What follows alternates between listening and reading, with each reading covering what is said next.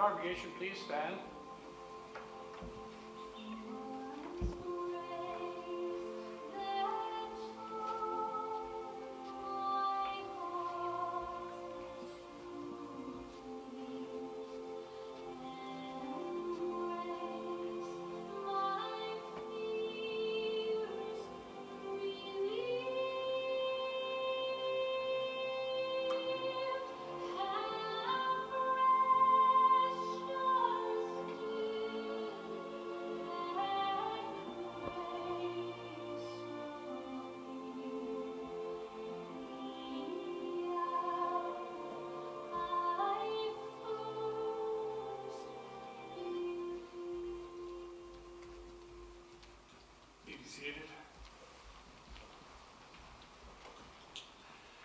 I'd like to begin our service for Vic with some thoughts which read, "It is a deep mystery, this matter of life and death, that the same person who brought us 1,000 joys can one day leave us shedding 1,000 tears.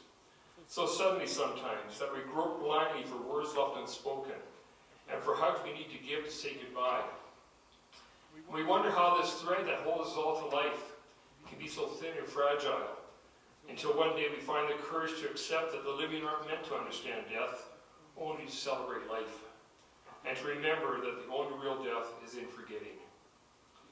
And a reading of comfort from the 23rd Psalm.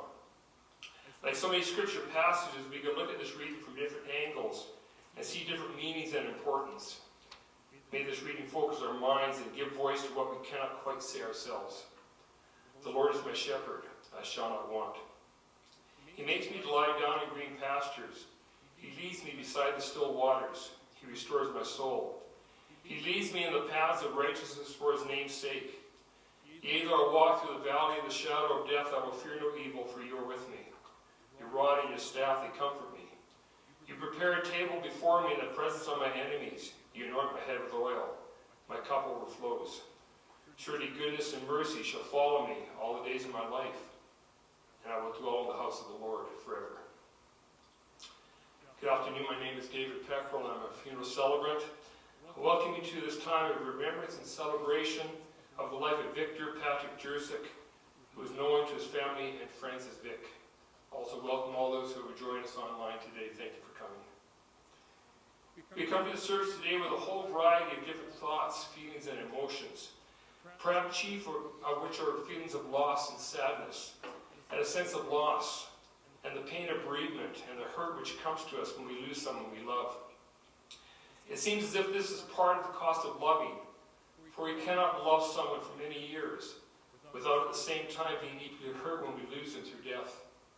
Therefore, to feel and to express sorrow at a time like this is perfectly normal and a natural reaction. And yet, we also come to celebrate the life of one who was such an influence and blessing in our lives. Vic was described to me as having a colorful personality and being a great storyteller. He loved to share stories of when he was growing up in Texas and what life looked like back then. After Vic completed high school, he joined the military and served in Patton's army during World War II. After the war, he secured a degree in geology. And although he could have stayed in Texas and made a great career for himself there, it was a call of the Canadian Rockies that brought him to Alberta. It was here that he was able to enjoy all that they had to offer. Vic will be remembered for his friendly nature. He enjoyed showing his visiting friends the mountains that he loved so much. But he will be especially remembered for his devotion to his wife Anne, a devotion which was unparalleled. He would always say that he waited 47 years for the perfect woman, and he found her. Throughout the service today, we will celebrate Vic's life by remembering the moments that have brought laughter, love, and wisdom to all who knew him. We will hear two eulogies, one from Vic's niece and another from a close friend. Both will share their heartfelt tributes and cherished memories, bringing his values, passions, and kindness into focus. At the conclusion of the service, the family invites you to a time of refreshment and fellowship in the Brook Reception Center. Let's take a moment now to bow our heads in respect for Vic and as I offer a prayer of comfort and strength. Heavenly Father, be with us today as we honor the memory of Victor Jircik. and guide us in finding comfort in our shared love and remembrance. Even as we acknowledge the pain of our loss, may we also find joy in the stories and memories we share. For it is in our hearts to give thanks, to celebrate, and to recognize Vic's life. We thank you that you have blessed us through our knowing and sharing our lives with Vic, by him sharing his life with us. We pray that in this time together we might truly honor his memory. These things we pray in Jesus' name. Amen. We will hear two eulogies spoken today, as firstly Vic's niece Brenda Jans comes to share with us.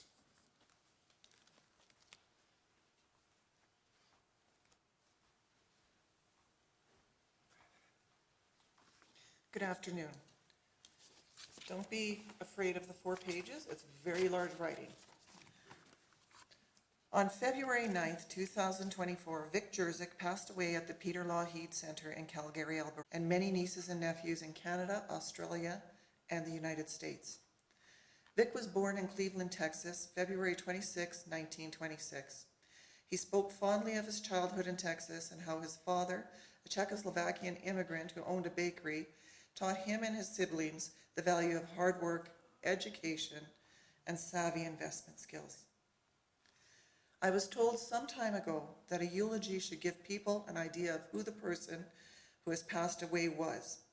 And I hope through some of the sharing of my time with my Uncle Vic, it will help some of you get to know Vic a little bit differently, or will affirm that he is exactly the person who you knew him to be. After graduating high school, where he played football both on offense as well as defense, he joined the military at the age of 18.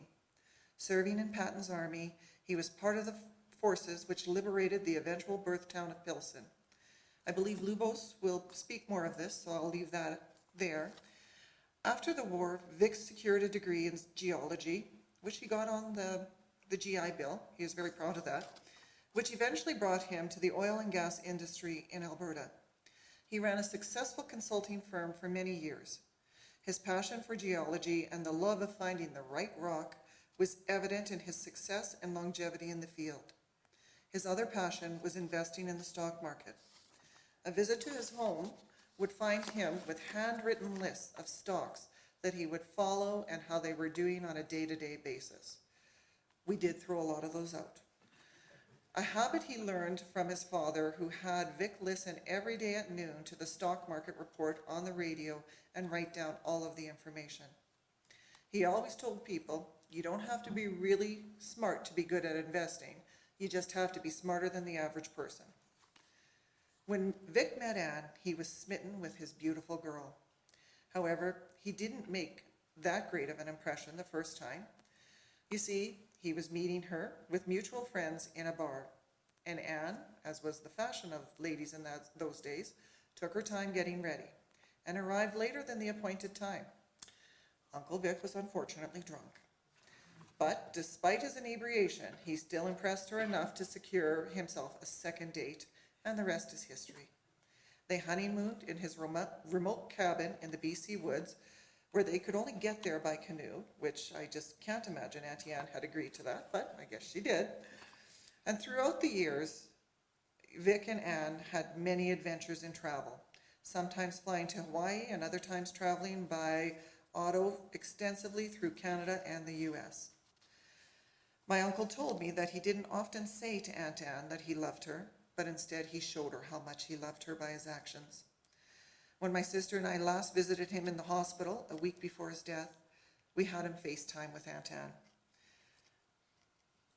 Uncle Vic at that time did not hold back at all in saying how much he loved her and calling her my beautiful girl once again. They have spent 50 years loving and caring for each other, promising each other they would not end up in personal care homes. Fortunately for both Anne and Vic, they had the means to be able to keep this promise. It must have been his smart investing. As a family, we are grateful that we have been able to assist them in fulfilling this promise. Now, we must talk about the sunroom in the house. Those of you who knew Vic would likely have heard the story that he bought the house for the sunroom. And that, I guess, was another one of his investing tips. Real estate is always a good investment. He was so committed to his plants and flowers that he wanted an all-season sunroom to carry on his gardening during the winter months. He grew a variety of flowering plants, from geraniums to hibiscus, and to his credit, he did have a very green thumb. And in more recent years, he passed on the torch to Guada, their caregiver for the last 10 years. So gratefully, his beautiful geraniums will live to tell the tale of another spring. And we would be remiss if we left out Vic's love of animals. When our grandfather died and our grandmother moved into an apartment, Anne and Vic took in their cat, Muffy. Muffy was a long-haired, ornery cat who really only liked our grandfather. Anne and Vic loved that cat to the point where Vic would follow her around the house and clean up her out of the litter box deposits. She finally died at a ripe old age of 18 or 19. The next animal they moved on to wasn't much better than Muffy. It was the yappy little dog named Jenny. Now, Jenny was our dog that we gave to our grandmother that Anne and Vic took in. And that was the best decision for Jenny ever, because she had the best life you could ever have imagined. Uncle Vic always called her Ginny. It was Jenny, though. And they were devoted to her. The dog dictated their schedule once she was in their lives, and they would base traveling plans around her. They would base when they would go to eat when they were traveling. They would actually sit in the van with Jenny. One of them would go in to eat while the other one was in the van, and then they'd trade off. And so they didn't eat together on those trips, but Jenny was very happy. She had her people with her. When they weren't traveling with her, they would have our dad, or sometimes another friend of theirs, come to Calgary and stay with her. Jenny was never that impressed to have my dad stay with her, but at least he would bring our grandmother over, and then Jenny could sit on her lap and be content until her real people came home. Our Uncle Vic was a happy, funny, driven, and colorful person. He wasn't always politically correct, but he was always positive and encouraging. His zest for life and living will be some of the things we remember him for the most. And I don't know if he outlived his 10-year passport, but he certainly did his best.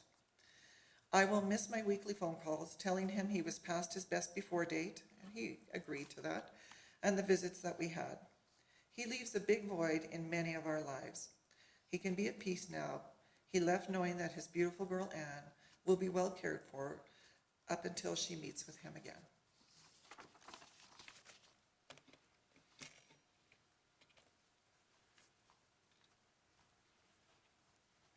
Thank you, Brenda. I'll now invite one of Vic's hiking buddies, Hubos Pesta, to come and share more memories with us.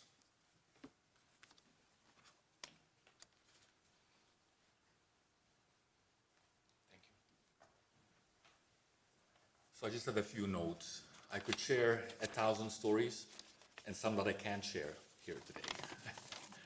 And I was told not to go over time. So if I start to go too long, just maybe wave at me and I'll wrap it up and cut it a little bit short. I met Vic, and that's probably what I'll start with. I met Vic in July of 2001 on a hike. We were each hiking the same objective, Rawson Lake, and intending on going up onto the Rawson Lake Ridge. And I remember, hi Jackie, I remember going up on this hike, doing the switchbacks, and I saw an older gentleman up ahead of me, a number of switchbacks up ahead. And he was going quite a pace, and frankly, one of the things that I realized with Vic, he really resented anybody passing him on the trail. Especially if it was a lady and not a man. Now, I was a man, but there were other ladies on the hiking trail.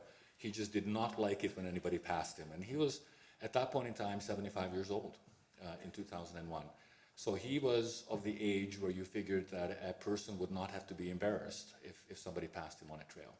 It took quite an effort for me to catch up to him. I really had to speed up my pace, and eventually we got up to the lake, and I only caught up to him when we were about halfway around the lake. If anybody knows Rawson Lake, it's a beautiful site. You have to go around the lake, and then you end up going to a ridge which gives you an unparalleled view of Upper Kananaskis Lake. It's just a phenomenal view. It became one of our favorite hikes that we did over and over and over again over the years. I caught up to Vic about halfway around the lake, and I could see a grizzly bear on the other side of the lake. And I said, oh, wait a minute, there's a bear up ahead. And he said, oh, thanks for telling me, I would have walked right into him. which happened a lot. He was so focused on his steps and where he was going that he could become completely oblivious of what was around him, surroundings around him. And so we stopped and we watched the bear across the lake and we started to chat. And Vic immediately said, "Oh, you have a bit of an accent." And I said, "Yes, I was born in Czechoslovakia." And he says, "Oh, well, we have something in common because that's my heritage. And I was there during the war." And we started to talk about it. And frankly, the reference to the birth town is because Pilsen is my birth town. And so Vic liberated one of the few largest cities in the former Czechoslovakia that were liberated by the Americans. There was an agreement prearranged that the Americans were not to proceed to Prague. There was already an arrangement that the Russians were going to become the dominant party, in that neck of the woods. And so when the Patton's army stopped in Pilsen, which, by the way, Vic had very fond memories of, he spoke about that on our hikes frequently, about the joyness of the people, how joyous they were, the flowers they threw on the tanks. Vic was in a tank in Patton's army. All the flowers they threw on the tanks. The beer. He says, if you're going to liberate a city, you could do a lot worse than liberate a city that's famous for its brewery. Which, of course, is Pilsner Urquell, which is a famous Czech beer, which is imported into Canada. If you've never had it, I highly recommend it. It tastes like beer, not like water. So Vic, that was his favorite beer. When we subsequently went to visit Pilsen on 2 occasions, 2010 and 2015, Vic took part in the liberation celebrations for Pilsen. He relived the joy, the people screaming and being very grateful to the American forces, and an amazing experience for Vic, to be able to participate in. In any event, we got chatting about this as we're watching the grizzly bear on the other side of Rawson Lake. Eventually, the bear walked over into the woods, and so we proceeded with our hike. We both were going to go up to the ridge. We get around the lake, and what do we discover? There was still snow, and there was an avalanche that was melting away, and there was a dead moose carcass that the grizzly had been dining on. So usually bears are not a problem when you encounter them in the woods, and I'm sure we encountered a lot more bears than we actually saw, because the bears will run away, they'll hide, you won't even know that they're there around the corner. On this occasion, the bear walked over into the woods, and we found ourselves right in the middle of this dead field with the moose carcass in there. And so there was a discussion, do we continue or do we turn around and go back? Of course, we decided to continue. We went up to the ridge, we're sitting up and having lunch on the ridge, looking back, and Vic says, "That's funny, nobody is following us, nobody is coming back up, to the ridge." And typically about 90% of the people will stop at the lake, and 10% of the people will put in the extra effort to go up to the ridge to enjoy the better view. Well, when we were finished lunch, we started to go back down the hill. We realized we had a problem because the bear was back. And he was back dining on the dead moose carcass. And so we had to do a big roundabout return, and we managed to scramble up and down rocks that no man was ever supposed to go on. Okay, what was an easy hike ended up to be quite a substantial scramble on loose rocks to get around this bear to get back down. And that basically cemented our friendship. We got back to the parking lot and we said, "Hey, do you want to do this again?" And since that point in time, in July of 2001, every weekend where the weather permitted, we went out to the mountains for the next 22 years. That included hundreds of hikes, over 60 mountains in the Rockies, mountains in the States. We did joint trips on vacations. Anne and Vic and my wife Alice and I went to Mexico, to Huatulco, spent a vacation in Mexico. My mom and Anne and Vic did yearly weekend retreats in August for my mom's birthday. We went down to Glacier National Park. We went up to Saskatchewan Crossing. We did all kinds of trips together. So Vic became a very, very good friend of mine. Now bears ended up a kind of a common denominator in our relationship. Not too long after that, I could tell you many bear stories. I don't know if people get tired of this. But Vic had a theory, and his theory was unique. You wouldn't find it in any guidebooks anywhere. He says, if a bear attacks you and he's on top of you, what are you going to do? He asks. And I didn't have the answer to that. He says, you grab his tongue, because if you hold on to his tongue hard, he can't bite you.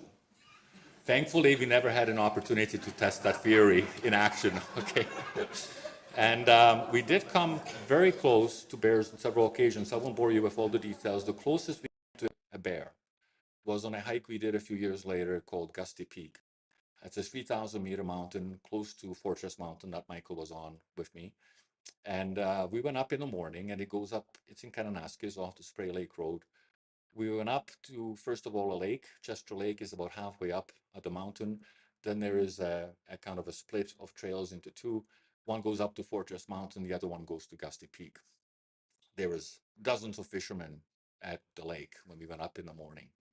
A lot of fish in that lake. And we thought, okay, we won't see any bears here. We went up to Gusty Peak. It took us a long time. It was a lot of rock and loose gravel, like 2 steps forward, 1 step back, but we made it to the summit. We did not always make the summit, but more often than not, we did. Vic, if anything, was determined.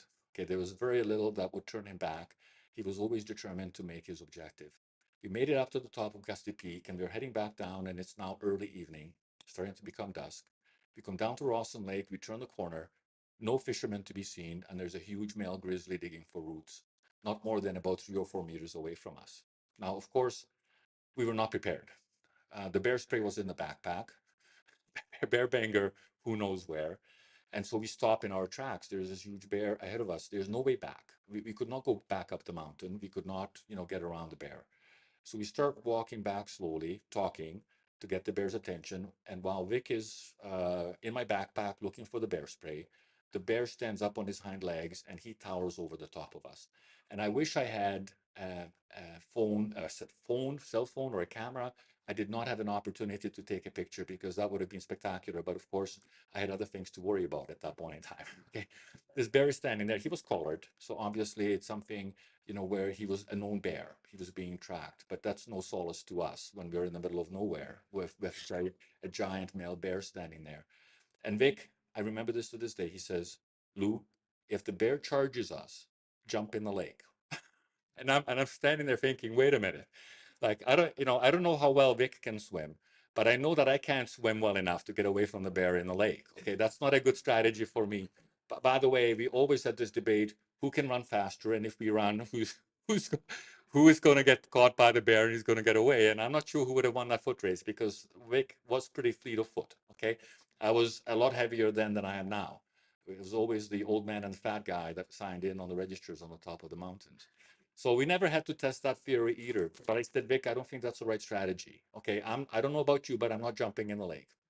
Well, the bear, thankfully, and by the way, bears stand up on the hinds, not because they're being aggressive, but they're pretty blind. They don't see very well. So they get up and they have a very good sense of smell. So we were talking, he could recognize we were not prey, hopefully, we were human. The bear got down, he walked away about 20 meters, he watched us, allowed us to pass by between him and the lake. We kept an eye on him and kept on looking back. He went back to digging for his roots and we went on our way. So that's the closest physically we came to a bear. There was a lot more bear stories I could tell you, but I can tell that you're getting bored. During the hikes, Vic always spoke about his youth. He spoke about being in the army. He spoke about investing, all the investment strategies that anybody ever wanted to hear. He was an eternal optimist. He was talking about getting rich into his 90s. This is what he was going to buy. This was a great stock to buy. Lou, buy this stock. Okay. I lost more money than I can think of, okay, in investing in the stocks that Vic recommended to me. But he always was optimistic. He loved his lot down in Crow's Nest Pass. He always talked about building an A-frame down in Crow's Nest Pass, and Crow's Nest Pass was going to be the new Canmore, and there was going to be a boom town down there. And he bought a lot down there, and he was always talking about building a home there for the retirement years. Okay, always. In terms of his youth, yes, I don't want to get repetitive. He talked about his dad's bakery, the Depression. They were never hungry during the Depression. He says, yes, there were people who went hungry, but we had lots of food. I have no doubt that it was his experience of living in Texas during the Depression that made him very careful with money. He was always careful. He did not spend, did not waste, was not wasteful of money. He was very good in terms of saving funds. He talked about running barefoot with snakes in the grass in Texas and how they would pick up snakes and didn't think twice about it or anything about snakes. That did not bother him at all. He talked about going to the war. He was 18 and being on a ship, and he remembered crossing the Atlantic with the ships zigzagging all the way to Europe, which was a defense mechanism against the German U-boats. And he says he didn't get any sleep. Okay. It was not a comfortable experience. It took twice as long to get to Europe as it should have because they went twice the distance, zigzagging all the way back, accompanied by Canadian corvairs, which were there as protection against the U-boats and what have you. He spoke about the Pilsen factory, which was the reason that they were so determined to get to Pilsen before the Russians. Apparently, they had information that there were some military secrets. Vic always believed the Germans were working on the atomic bomb. And a part of it was in the Pilsen factories of Skoda works in Pilsen. And so that was their objective, is to get to Pilsen before the Russians, which they accomplished. He talked about on the demarcation line. Basically had to stop at a little village. He never could remember the name of it. Even when we went to the museum in Pilsen, they could not tell us exactly where that was. But he remembered sleeping on the ground underneath his tank, for several days.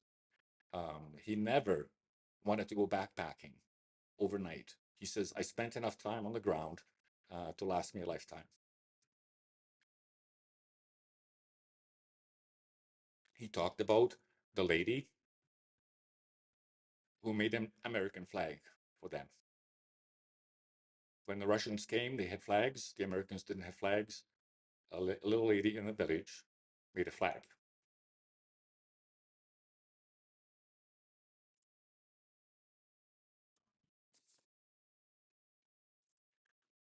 In terms of hiking, Vic had many accomplishments. He was very modest. He thought, oh, it's nothing. Lots of people have climbed these mountains that are older than me. I can tell you that's probably not the case.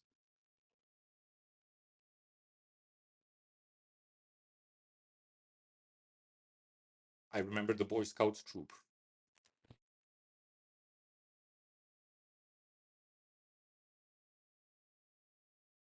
Observation Peak. All of them wanted pictures. Japanese Boy Scouts troop, all in their uniforms. Vic had all day for them. Mount Temple, quite the accomplishment. I think 2 accomplishments stand in my mind. Mount Temple is one, Guadalupe Peak at 90 is the other. But Mount Temple, Vic climbed twice. Once when he was 79, once when he was 81. When we went when he was 79 years old, my brother Tom pulled me up 2 days before the hike. He said, hey, we need 2 more hikers. We're going up Mount Temple. There are bears in Larch Valley. We need to have a group of 6. Can you come? I said, sure. I called Vic. We'll go to Mount Temple. Luckily, it was September. We had already done a bunch of hikes. We were in pretty good physical condition. So we joined Tom and his friends on a climb of Mount Temple. Just so you get an idea, Mount Temple involves a 1700 vertical meter, equivalent to roughly 9 Calgary towers in a span of 5 hours to climb. Vic at that time, first time was 79 that we did it. So we joined Tom's group. They set a killing pace up halfway up the mountain. Later we find out they're all marathon runners. One of the guys was going for a record. He had been up on Mount Temple twice in the previous 2 weeks, and he was going to beat his best time. So we get halfway up the mountain, and we find this out, and I tell my brother and we tell the rest of the guys, you know what? There's not going to be any more bears on this mountain. You go up ahead. The fastest guys made it to the top in about 3 hours. I think my brother was maybe half an hour behind, 45 minutes behind the fastest guys. And Vic and I took our time, and we topped out at 5 hours and 15 minutes from the Moraine Lake parking lot. Pretty impressive for a 79-year-old, which involves a couple of little scrambles along the way, nothing serious. We went back 2 years later with a different hiking group. If Jerry is watching this, Wolfgang, Irina, in Vermeer, another hiking buddy of ours, maybe her husband Alish. We went back a second time. And that was my most emotional ascent with Vic because we started out from the parking lot. He was 81 and a half. And he really didn't have it mentally. He says, well, I don't care if I make it to the top, he said. I've already been up there once. I don't have to get up there again. But it turned out that there was another member of the group because, again, there was bear activity in Larch Valley. We had to have another person join us, so we had 6. And he talked about how he went up with the Rocky Mountaineers, which is a senior hiking group from Calgary. And believe it or not, they had an 80-year-old that made it up to the top of the mountain 2 weeks previously. Well, when Vic heard this, and he was 81 at the time, okay, now he had to make it, okay, to the top of the mountain to improve that. But still, it was a bit of a struggle. It took us a little bit longer. Again, most of the members of our group made it up to the top ahead of us. It took us maybe an hour longer than the first time. Instead of 5 hours and 15 minutes, mind you, we weren't racing up halfway. We took our time to go up, okay, to Sentinel Pass was a halfway point. We took our time, and Vic, I walked up with him to the top of that mountain when he really wasn't in it. And I was a little emotional that he made it a second time at 82. And I said, Vic, I think you're the oldest man to have ever made it here. He says, no, there's got to be a lot of people older. Not for a minute did he believe that somebody older than him didn't make it to the top of that mountain. Well, Guadalupe Peak, Vic talked about a lot. He wanted to go back to Texas and climb the tallest mountain in Texas again. He talked about how he had gone up with Anne when they first got married. He had gone up Guadalupe Peak when he was a youngster. He wanted to go back again. So when he was 87 years old, 87, we met in Texas. My wife and I flew down to Carlsbad Caverns, which is in New Mexico, just around the corner from Guadalupe National Park. Vic and Anne were in Texas visiting family. They drove out from Texas, and we had a meeting point at Carlsbad Caverns. We spent the night. In the morning, Vic and I go to Guadalupe Peak, just the two of us. Vic made it up, no problem. Okay, carried his own backpack, carried his own water. He was just a trooper, made it 1,000 meters vertical at 87. We took pictures. We went down to the national park cabin, and he signed in. And they said, you may very well be the oldest man, that's ever climbed the mountain. He became a small celebrity. There were some newspaper articles about an 87-year-old having climbed Guadalupe Peak. It's not an easy accomplishment. I mean, the trail is nice. It's not a dangerous trail, but it involves 1,000 meters vertical, in Texas. Okay. And Vic made it up and down, no problem at all. Next year, he decided to fly back to improve his age record to 88. Then he took a year off, and he wanted to climb it when he was 90. And my brother Tom and my friend Don, who are both here, decided to join us. And we flew down when Vic was 90. And we went out before the light shone, in the dark. We started to hike up Guadalupe Peak. And it was a little bit slower this time. You could tell that the 2 years difference had made a bit of a difference in his stamina. But Vic, to his credit, made it to the top. And Vic made it all the way down on his own. 90,000 meters vertical. So to sum it up, I have a lot more I could say, but I'm taking a lot of time. Vic is an inspiration for so many people. Anybody who ever joined us on a hike, and that's dozens of people who joined us on hikes, far and wide, could not believe the stamina that this man had, the drive he had. He was always joking, a lot of jokes I can't repeat. He had his own methods of keeping cool, Michael. I can't share those either. There was a lot I can't say about those hikes. It's like they say, hey, when in Vegas, what happens in Vegas stays in Vegas. What happens on the hiking trail stays on the hiking trail. Okay, I can't share a lot of it, but it was always fun. He loved flowers. One of his favorite hikes was Healy Pass. Again, 1,000 meters vertical, Sunshine Meadows. He would walk up every July, trying to catch the peak of the season where there was fields of flowers by Sunshine Meadows. He never took the gondola. He always walked up right from the parking lot like a trooper, Energizer Bunny. He walked up the trail all the way up to Healy Pass. And I remember joining him once or twice on those hikes, but he did a lot of those on his own. I got bored of it after a while. He went every summer in July, hoping to catch the peak of the flower season. He collected flowers in the mountains. He tried to transplant them into the backyard. Sometimes that worked, sometimes it didn't. No question he had a green thumb. He loved his flowers. The little dog, Ginny, I remember I knew Vic when the dog passed away. I believe that was around early 2000s, or maybe it was even before that. But he always talked about Ginny. And I said, Vic, get yourself another dog. Why don't you get yourself another dog? He says, it would not be right. I don't want to risk the dog outliving me. It would not be right for the dog. So he didn't get another dog, and clearly he could have had two or three more. Okay. He would have outlived all those dogs, by many, many years. But he never got another dog because he thought it would be wrong if the dog outlived them and didn't have the master. So he loves, as was mentioned, he loves dogs. Oh, one more thing I wanted to mention. He really fell in love with Canada. He talked about this all the time. When he came up to Canada in the Ford Model T convertible with a friend right after he graduated university, and they drove to Jasper in this Model T Ford. And, he told the stories. It was a gravel road. There was no paved road. And if you ever drive up that Columbia ice field, pay attention on the sides of the hills. You're going to see pieces of that old road on the side of the mountain. It was narrow, and you can still see that road up there. And he talked always about what an adventure that was. He ended up in Jasper.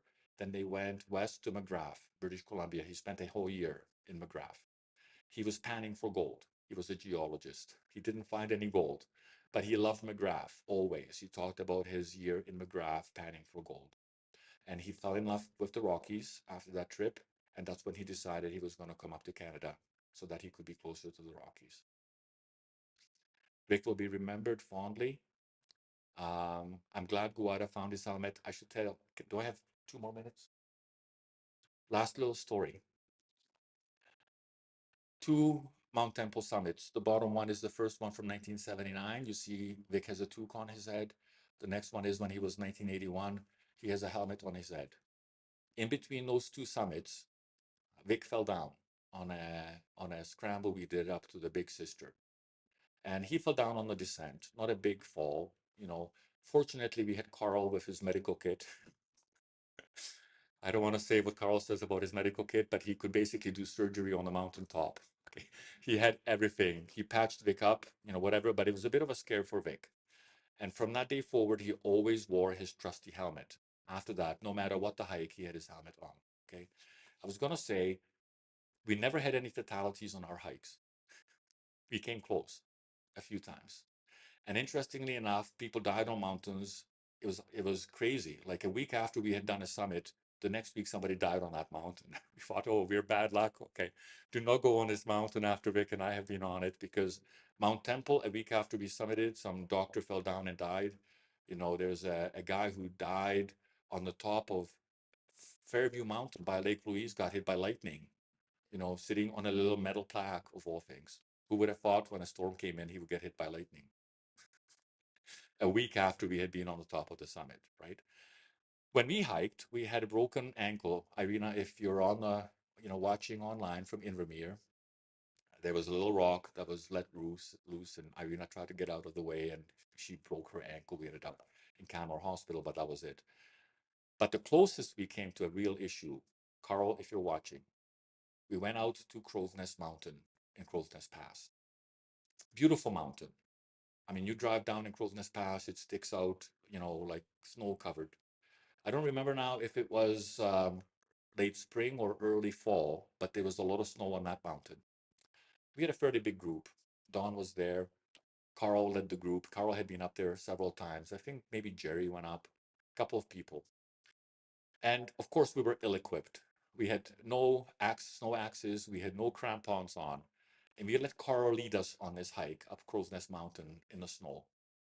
And we're on the north face of the mountain going up this very steep hill. And Carl is in the front and he's basically kicking his toes into this ice and snow to create footholds for us. And we're following him because we figure, okay, Carl's been here before. He knows what he's doing. I looked down. It was a 40-degree, 45-degree hill. If any one of us slid, we would have been dead for sure because there was rocks on the bottom. We would have gone flying. Okay, we had nothing to hold us up, okay, or prevent us from falling. Don looks to the left and there's a dry path not more than 20 meters to the left of us, and these guys are walking along this dry path up to the summit as we're on this ice and snow hill following Carl, kicking into the snow. And I thought, okay, that's great. Okay. We get up, we didn't quite make the summit. It was too much snow. We were about 90% of the way up to the mountain, and we just said, look, this is crazy. There's too much snow to make it to the summit. We got past the chain. There's a chain you have to hold on to and climb, and we went back down the chain, and we started going down.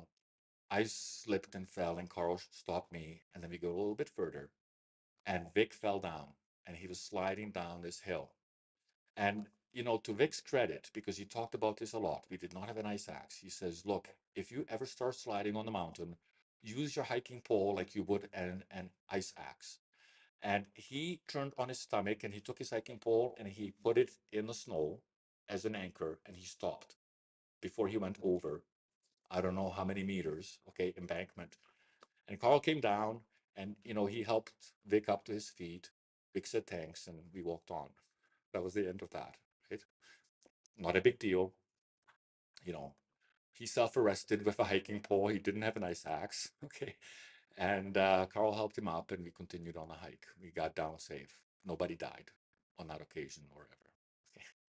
There were a few other times. There was the time he told you, I think, where he was in the hole in the wall in Banff. You look at that cave on the side of the mountain, Mount Corey, and you figure, how can anybody climb up to that cave? But we once saw a picture of cowboys and Indians in the cave, picture 1910 from Banff. We thought, okay, there must be a way up. There's no guidebook that tells you how to get in that cave because they don't want people climbing up there. So it took Vic and me maybe 3 attempts to find the right route before we found the right route, into the cave. And then we used to go there almost every year. We took a number of people. It was a very slick route. I mean, it was kind of fun. A lot of scrambling. You needed your hands, your feet. Vic was in his 80s, keep in mind. We actually climbed up once with a big group, Irina and her husband, with a ladder because we were going to try to climb up to a higher cave. we had a ladder on our backs, when we took it up. Anyway, one time it was just Vic and me and Jerry. We were inside the cave, and it's a huge cave. And we say, okay, time to go. I get up and I start walking. Vic gets up and he starts tumbling. He tripped and he fell and he started tumbling out of that cave. And as luck would have it, Jerry just stood right in the right spot where he had to stand to grab Vic's backpack as he was ready to fly over the edge from that cave. Okay. And I don't think Vic would have died on that occasion, but he would have been badly hurt in the middle of nowhere, right?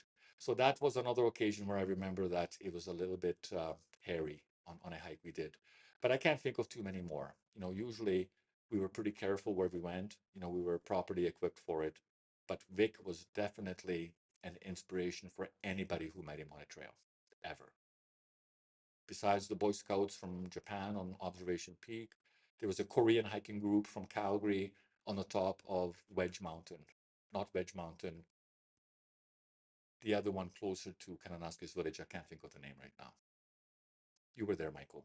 Not on that occasion, but a different time. It doesn't matter. They all wanted a picture of Vic because they were amazed. They admired his stamina, what he could accomplish in his age. So Vic, enjoy those fields in Healy Pass.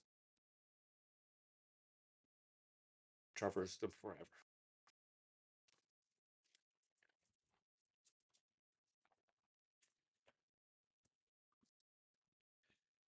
Thank you, Lubos. I think Vic should start writing a book. It would have been a bestseller. Amazing stories. In Vic's obituary, it says that he would take visitors to the mountains.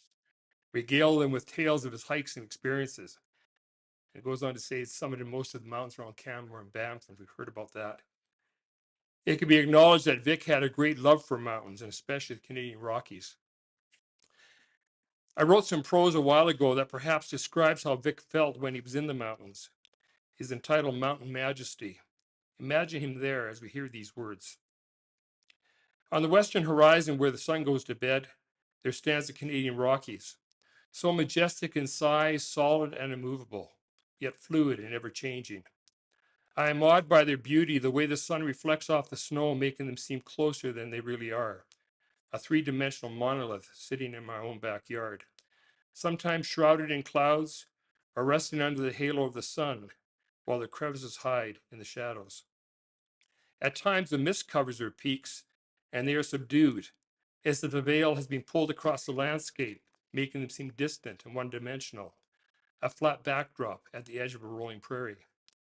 And as the sun sets beyond this mighty fortress of rock, painted a canvas of red, pink, and orange, the mountains sit in silhouette, dark and foreboding, as if hiding a secret deep within their walls. Spring now gently invades this frozen rock, and as the snow melts, the hillsides turn green, and palettes of color dot the meadows. The mountains are alive with movement, new birth, struggles for survival, and death. The cycle of life is being played out in their bosom, yet from a distance, as I survey their silent grandeur, they appear to be indifferent to the drama taking place within. Spring becomes summer, penetrating much of this rugged world. But the highest peak is buried in ice year-round, a giant glacier, the birthplace of mighty rivers. I have stood on that glacier, drank from its cold, clear waters as it cascade down the ice. Water so pure as if the world is new and being touched for the very first time. A frozen paradise, a fragile cradle of microscopic life. I love these mountains, for the beauty never tires, and I'm content to live in their shadows. It's fitting that we're having the service for Vic in this particular chapel today, as it overlooks the mountains that he loves so much. Let's now spend a moment in quiet reflection with our own personal and special memories of Vic. As we do, we'll hear Un bel di vedremo from Madame Butterfly.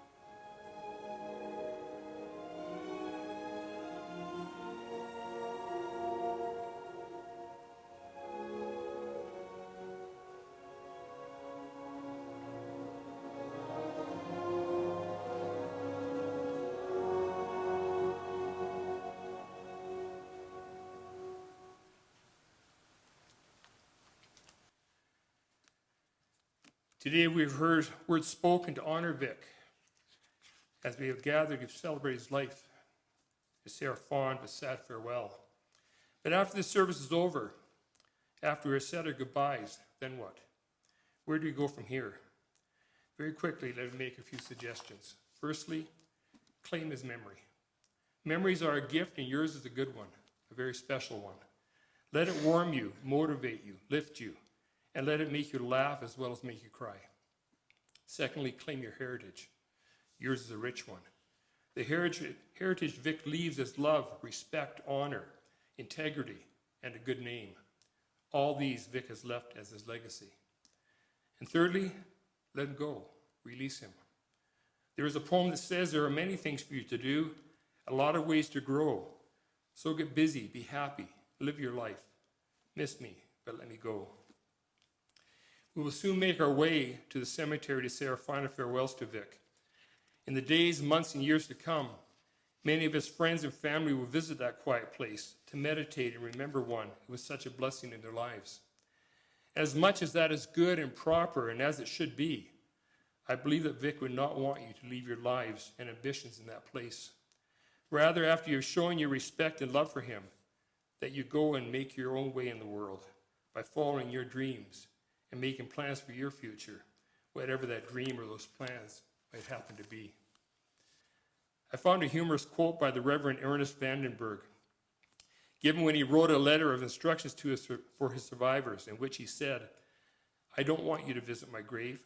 I have no intention of ever being anywhere near it after my funeral, so I do not see why you should be. I hope to have more interesting things to do than to worry over my ashes or dust, and I expect you to also." Vic is now at peace, and maybe even finding interesting adventures on his new journey. Perhaps heaven for Vic will include mountains and mountain meadows like nothing we have ever seen on earth, and there he will spend eternity hiking in the beauty of a new world. And when my time on earth is done and heaven is my home, green pastures and still waters are the places I will roam. I know he'll make a paradise with rivers, lakes, and trees, like Rocky Mountains here below, a heaven made for me. Vic will always be remembered for the vibrant life he lived and for how he blessed our lives. He will be remembered for the special times we spent with him, for the conversations we had with him, for his love of nature, and for the times he shared that passion with others. As we observe the mountains on a clear winter day, or see them subdued under the shadow of a Chinook arch, we will remember him. Vic, nevermore will the wind cherish you again. Nevermore will it rain. Nevermore shall we find you bright in the snow and wind. The snow is melted, the snow is gone, and you are flown. May you be truly blessed on this, your final journey, and may you rest in peace. This now completes this part of our service for Vic. Following our dismissal, the family will make their way to the cemetery for a short service of committal. All those wishing to join them there are most welcome.